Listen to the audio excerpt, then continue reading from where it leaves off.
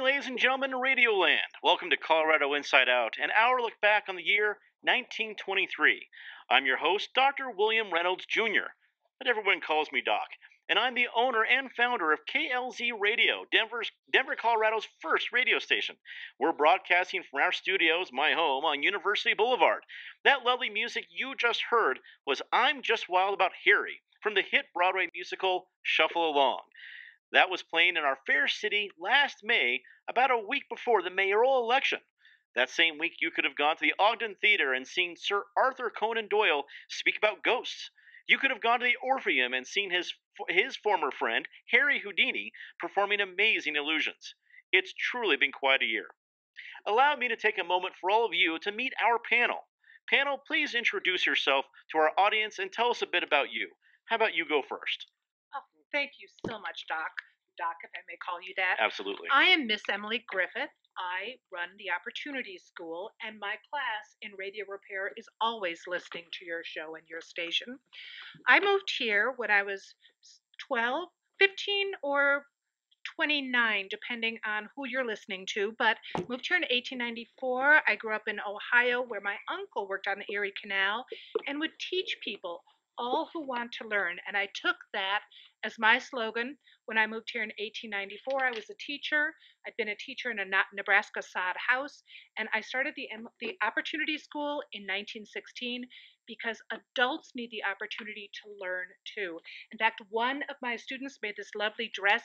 I believe it's called a flapper dress, and this shawl, and they learn all kinds of things. We make soup every day. Please come and sample the things we do. A wonderful job your students did, Miss Griffith. Sir, please introduce yourself to our audience. Well, I'm Edwin C. Johnson, but you can just call me Big Ed. I live in Craig, Colorado, where I manage a farmers cooperative mill, and I'm in my first year as a Democratic state representative representing the wonderful people of Moffat and Routt counties. Representative Johnson, it's a pleasure to have you here. Miss, why don't you introduce yourself to our fine audience? Why, thank you, and thank you for having me, Doc Reynolds. I am Lucille Berkeley Buchanan. I'm an educator and presently teach in a high school in Kansas City, Missouri. My parents live here, but they were born as slaves in Virginia. We came here, they moved here in the 1880s, and I was born in 1884 in Barnum, a city right outside of Denver.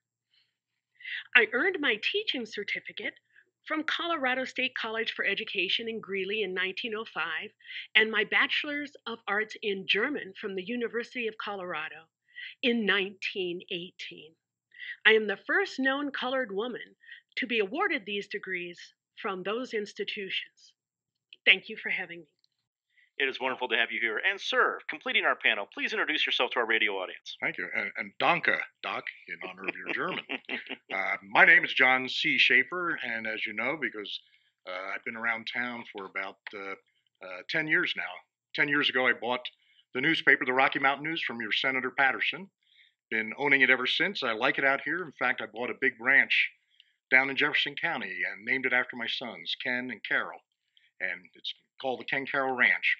And I aim to stay out here for the long term. I own papers in Chicago and in Indiana, and it's just a pleasure to be out here in the beautiful weather that this state is known for. And Miss Griffith, I appreciate your flapper dress. I checked it out before just so your audience knows. I didn't see any flaps on it. It's good to have your beady eyes on the case. I was an investigative reporter. That is certainly clear. We're grateful to have all of you here on our panel. As we look back at the amazing year of 1923, we realize a great deal happened in Denver and in our great state of Colorado. In June, Denver hosted President Warren G. Harding, who spoke up Prohibition just 1 month before his tragic death from a heart attack on the West Coast. On the economic front, after years of fighting with Pueblo and other rural communities, the State House and voters finally approved funding to begin construction of the Moffat Tunnel under the Continental Divide, opening up new opportunities for the state's economy. Denver is now hosting world-class cultural events and political leaders. We have growing economic prospects. Miss Emily Griffith, are we finally done with the old cowtown image? Are we a big city now? Oh, I would say we certainly are a big city. What I have noticed in my school is the increasing number of people who need to be retrained in trades because the agricultural way of life is disappearing. Many women are discovering, for example, that housework is taking much less time with new machines making things easier, so they have more time to learn new skills. It's a fascinating situation. When we started the Opportunity School in 1916, we thought 200 people would come to classes. 10 times that many came. In fact, we are going to have to move to a new building soon because of the popularity of our classes. Many of our students are immigrants who have never had a chance to learn. I taught children when I was in Nebraska, and I discovered how many rural people have never had an education. That is what's changing, and that is what's going to make this a big city. More access to education for all. We talk about all those new big machines. I'm having trouble getting my wife to approve all these great big machines with all these great big radio equipment here in my house. I hope she doesn't mind even more machines coming We in. were the first to have an automotive repair stop. That is very impressive. Representative Big Ed Johnson, when you look back at 1923, what's the most important event in your eyes? Well, by far, it's the commencement of the construction of the Moffat Tunnel. It is America's greatest undertaking since the Panama Canal. In northwestern Colorado, we are rich in coal and in farms, yet the region's in an economic coma because of lack of transportation. And when the Moffat Tunnel is completed, the barriers will be drilled away, and the Queen City of the Plains, with all her markets, will be at Moffat County's door. A prime time for Moffat County indeed. Miss Lucille Berkeley Buchanan, what do you think about the growth in Denver, in Colorado, this entire year of 1923? Well, Doc Reynolds, all I can say is not all in Denver or in Colorado are reaping the rewards of this economic boom. I had to leave the state to find employment as a teacher, and I have a friend who is also has a teaching certificate, and she's working as a cafeteria worker. In fact, most colored people in Denver are working either in manual or menial service jobs. And so, as long as this scandalous state of affairs continues, I don't think it really matters whether you call Denver a cow town or an urban metropolis. Indeed. John Schaefer, the Moffat Tunnel seems like something that would truly open up the economy for the entire state. What are your thoughts? Well, I'll tell you what, the Moffat Tunnel could have been one of three tunnels if the legislature had been able to get Pueblo to work with us. But they didn't. I didn't have the pleasure of knowing David Moffat. He died 2 years before I got here to town. But the business community picked up the baton and they ran it and they ran it. And it wasn't until Pueblo was practically wiped out by the Arkansas Fountain Creek flood last year that they needed state help. And we finally got the Southern Colorado, the Steel Boys down there, right? And the industrial heart of this state, and I agree with that, to come on board with our train through the mountains. But there could have been three, Monarch, and I think they were talking about Levita Pass. You could have been three tunnels, three transcontinental lines going through the Rocky Mountains. Just think about that. But what I don't like about it is the fact that we have saddled every homeowner in Denver County and in all the counties, Jefferson and Grand, and going all the way up through Boulder and all the way to Moffat County, with 60 years of property taxes, families paying property taxes for corporate welfare for a railroad. And I think we'll rue the day when we start opening the public coffers to private corporations. That's one of the reasons the legislature didn't let us build it a couple of years back. Last May, in a surprise to many, Benjamin Franklin Stapleton became the new mayor of Denver with the help of banker and kingmaker Gerald Hughes, an endorsement from the Ku Klux Klan, and ranked balloting.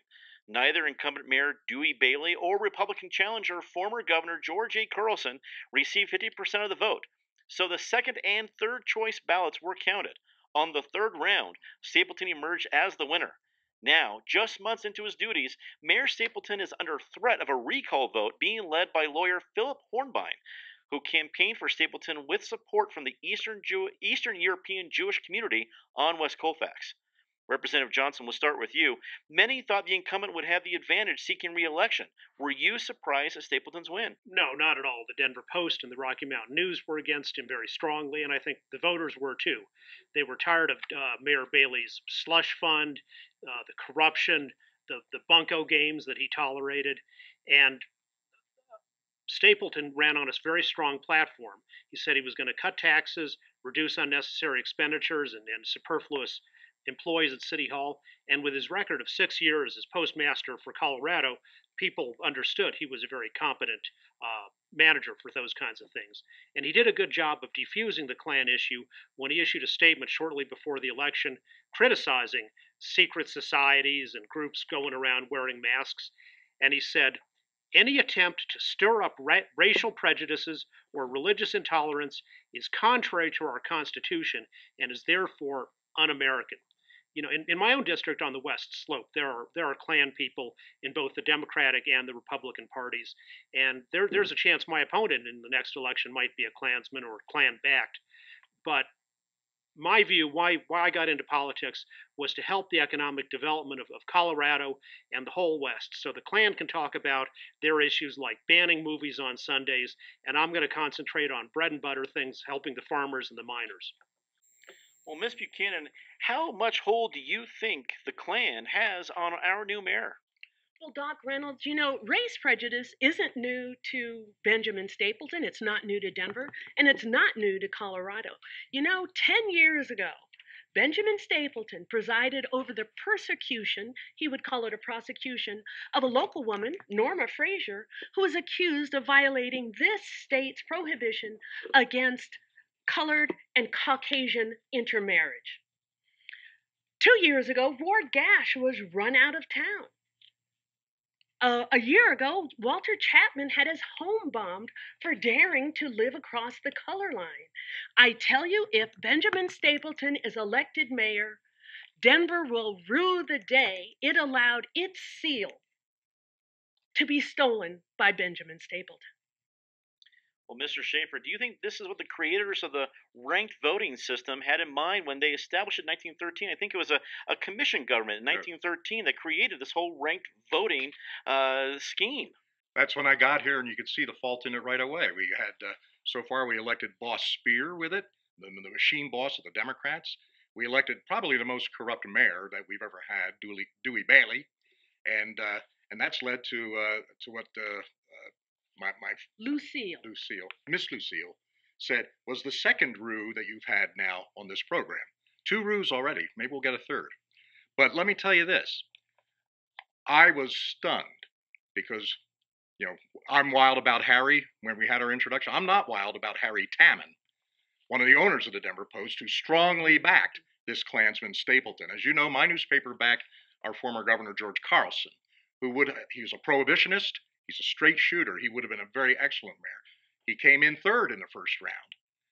Then we go to the second round. He drops even farther down. Dewey Bailey came in first in the first round. That's absolutely absurd. We need to go to a system where we have a clear majority winner. To go into 3 rounds of voting, are you kidding me? We get rid of a bunco artist, a guy who protected Lou Blonger, right up until his trial. D.A. Van Cise had to do a secret raid, not using Denver police, to arrest the guy, and now he's in prison. We need to recognize that we have a clear majority to elect our mayor. We need to go to a system like a runoff. Take the top 2 winners and then do a runoff system. And a Republican running in Denver, I have to imagine, it'd be more competitive next time. I imagine it's always going to be competitive between Republicans and Democrats in the city of Denver. Yes. Well, Miss Griffith, will Ben Stapleton be known as the second choice mayor? Well, I have to return this to the KKK analogy here because Stapleton's explanation just will not fly. Benjamin Stapleton and the Ku Klux Klan are threatening not just people of color, but people of different religions. Most of my students are immigrants, many are Roman Catholic. They are the people who are building this city. And for them to be living in fear now because of this mayor who should not be where he is today, backing people who are the most heinous of policies, people are working to make better lives for themselves. They should be allowed to do so. It'll be interesting to see if Mayor Stapleton can make a name for himself in the city of Denver. That remains to be seen. When President Harding visited Denver in June, he spoke to the crowd about alcohol prohibition. The nation began this experiment in 1920, but Colorado outlawed liquor in 1916. I remember in January of 1917 when we first began to assess prohibition here in Colorado. State officials were begging the federal government for help keeping Kansas bootleg whiskey out of Colorado. The nation has now experienced 3 dry years. Miss Buchanan, is prohibition working? Have we ended the evils of alcohol? Doc Reynolds, don't you really mean to say the so called evils of German and Italian immigrants? I thought so. I thought so. I've no doubt that proponents of prohibition abhor drunkenness and some of its associated depravities. But if we're going to be truthful, we have to admit that a distaste and a disdain for immigrants was at the root of the prohibition of Colorado's prohibition measure. You know, I read somewhere that by 1900, over 2/3 of the city of Denver's saloons were owned by immigrants. And so I think anti immigrant feeling really lays at the bottom of prohibition. And I will add that, frankly, I don't think it's working anyway. It was rejected by the voters in Denver County, and the only people who seem to be profiting from it are corrupt public officials, certain churchmen, and moonshiners. Well, speaking of moonshine, Mr. Schaefer, is the city of Denver doing enough to stop bootleggers and local moonshine operations? It feels like we can get sugar moon concoctions in almost any house you want to go to. If you give me those addresses, we'll track them down for the good. I mean, Of course. and we'll get Of rid course. of the other depravities that you want to get rid of. Of course. I'll take care of all of them. But give us those addresses. I'll get my reporters out there right away, and we'll get to the bottom of the case, if not the barrel. But no, they're not doing anything. Are you kidding me? With Dewey Bailey as mayor up until May? No, we're not doing anything. In fact, what we have now is this workaround system where, forget the immigrants who don't have regular doctors, but you can go to your doctor, you can get a prescription for, this one is for a woman down on Hudson Street, for whiskey, medicinal whiskey. If we go down this path, we'll end up with having these kind of workarounds. Get a prescription, get a medical card or a thing for anything that's illegal. Who knows? Some of this marijuana, some things like that. This is a slippery slope right here, Doc. Imagine a medical prescription for something like whiskey. I can't even imagine that. Miss Griffith, are the supporters of prohibition seeing the changes they sought? No, they are not. And let me echo what Miss Lucille said. This is absolutely to villainize immigrants. If you see my students who are Italian or the French or the German, they are able to deal with alcohol. They deal with it in their home countries. It's part of their meals. It's part of their ceremonies. They were running the Italians and the Irish who are running saloons have lost their livelihood because of this, and it wasn't because they were the ones who were abusing liquor. We've been able to get liquor in our medicines long before we could get these prescriptions. Prohibition is not working, and it is demonizing the wrong people. Well, Representative Johnson, will end with you. It seems that many in this community can still get much liquor, as much liquor as they desire, or they even make their own sugar moon, as I was talking about before. Are we really all that dry? Well, we're drier than we used to be, let's say that. The fact is, the voters of this state voted for prohibition in 1914, and then they voted to make it even stronger in 1918 with the bone dry initiative, and that even passed in Denver during wartime when they didn't want to divert grain that was needed for our soldiers for whiskey drinkers. It's also true that ever since statehood, Denver has also thought itself as above the rest of Colorado, and it doesn't have to follow the state laws on gambling or prostitution, and now it's on prohibition. But I will say something where they're going too far is the Klan is now talking about wanting to ban sacramental wine for Jews and Catholics. And it's true, as the federal director of prohibition for our region said, that there are definitely some priests and rabbis who are having 300-gallon orders for a congregation of 200 people. But I say you just deal with that on a one at a time situation.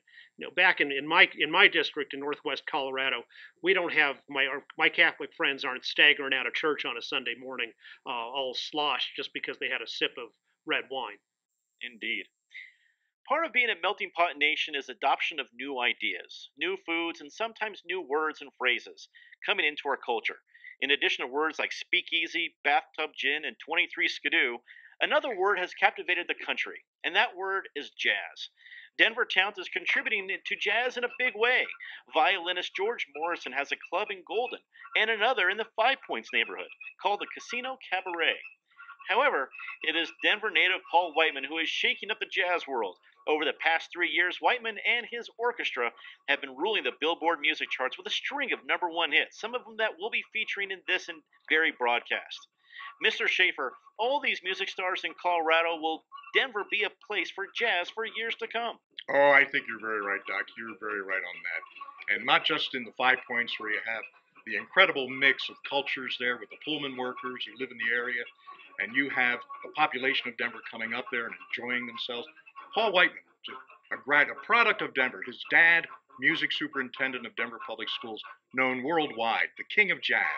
How wonderful it is to have the capital of this musical movement right here in the city and county of Denver. As a matter of fact, Mr. Whiteman is working right now with George Gershwin in New York City to compose an American concerto for his upcoming February concert in Manhattan. I'm very anxious to hear what comes out of that. I'm also offering him the opportunity to buy a ranch just up the road from my Ken Carroll Ranch, just over the line in Arapahoe County at Sheridan and right around Yale. And we'll see if he goes through with that. He wants to buy it for his mom and dad. That should be interesting to see. Miss Griffith, what will be the effect of jazz music in Denver? Well, certainly a more lively nightlife, but also an opportunity for people. Ironically, our opportunity school is quite close to the Casino Cabaret in Five Points. We see the opportunities that colored people are having now. Travelers are able to come here. And I also want to mention it's opening doors for women too. Women both as entertainers and women working outside the home. This year the Equal Rights Amendment was first introduced into Congress. I'm sure it'll pass quite quickly. Seemingly so, we'll need to watch. Representative Johnson, do you expect more of these jazz joints to open here in our fair city? Well, they probably, and they seem to be helping the economy, which of course is what I care about the most. I'd say thank you for giving me the honor of operating the record player, but I don't understand all that weird syncopation at all. I'd rather be listening to Barney Google or fiddle music.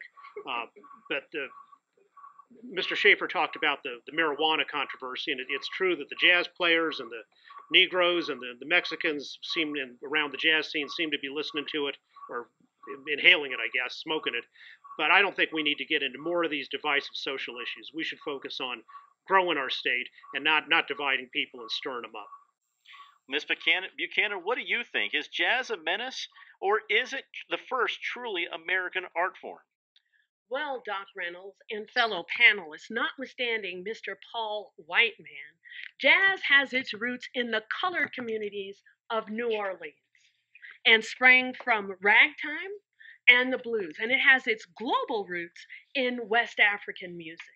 And I suspect that long after each one of us here has passed on to our reward, that jazz musicians such as Louis Armstrong, Duke Ellington, even ragtime, Scott Joplin, Big Mama Thornton, and our very own George Morrison will be recognized as the true kings and queens of American jazz. It'll be quite a feat to dethrone the king, Paul Whiteman, but you may have a point there, Mr. Keep Buchanan. looking. Before we leave you all in Radioland tonight, it is our tradition at our roundtable that we do every week to get a disgrace of the year and then say something nice. Miss Griffith, why don't you start with your disgrace of 1923? I'm sorry, I must take issue with you, Mr. Johnson. You are demonizing Mexicans when you talk about marijuana. It is legal. Like the hemp plant, there are many, many uses. And in Aspen, there was just a daily newspaper headline talking about Mexican dope rings. We do not need to demonize Mexicans or a perfectly legal plant. Representative Johnson. Well, I agree with you. It's always been legal in the United States and in Colorado, and I don't see any need to change that. But for the disgrace in Germany, just this last November, this fascist group that calls itself the National Socialist German Workers' Party tried to stage a coup and take over the government. And their trial for treason is coming up in February, and I hope they put the ringleaders of that, the former German dictator Erich Ludendorff and this other kind of crazy guy named Adolf Hitler. Hope they get long sentences. Miss Buchanan. Doc, 5 years ago I graduated from the University of Colorado, but I was not allowed to participate in the graduating ceremonies, nor am I even pictured in the yearbook because of my color. That is quite the disgrace. Well, wait, Oh. I'm not done. And now there's a Ku Klux Klucker who is running for mayor, who is mayor now. This is just a mournful, mournful disgrace. Mr. Schaefer, your disgrace of 1923. I can't disagree with that, Doc, with Miss Lucille here. But my disgrace is an ongoing disgrace each and every year, and that's my competitor up the way, and that's Harry Tammon at the Denver Post.